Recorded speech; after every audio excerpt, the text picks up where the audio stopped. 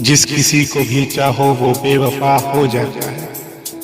सर अगर झुकाओ तो सनम खुदा हो जाता है। जब तक काम आते रहो हम सफर कहलाते रहो, काम निकल जाने पर हम सफर कोई दूसरा हो जाता है।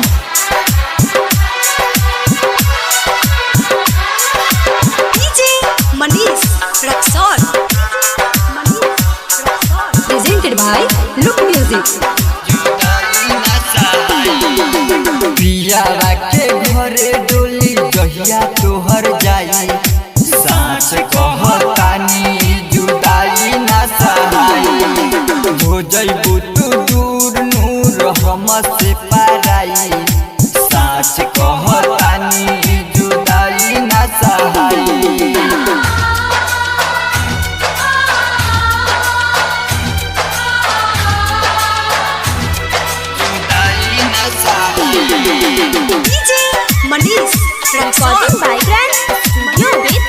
हम तो तेरे दिल की महफिल सजाने आए, तेरी कसम तुझे अपना बनाने आए। किस बात की सजा दी तूने हमको बेवफा, हम तो तेरे दर्द को अपना बनाने आए। हो जइबू पराई जान जान हमर लेके, के करत प्यार करम जान कहम के। हो जइबू पराई जान जान हमर लेके, के करत प्यार करम जान कहम के। अरे ऐसन गम तू दिहल सनम, काहे ऐसन गम तू दिहल सनम। दुआरा पर राजा बाजा बाजी सहानाई, साच कहतानी जुदाई ना सहाई। पियावा के घरे डोली जहिया तोहर जाई, साच कहतानी जुदाई ना सहाई।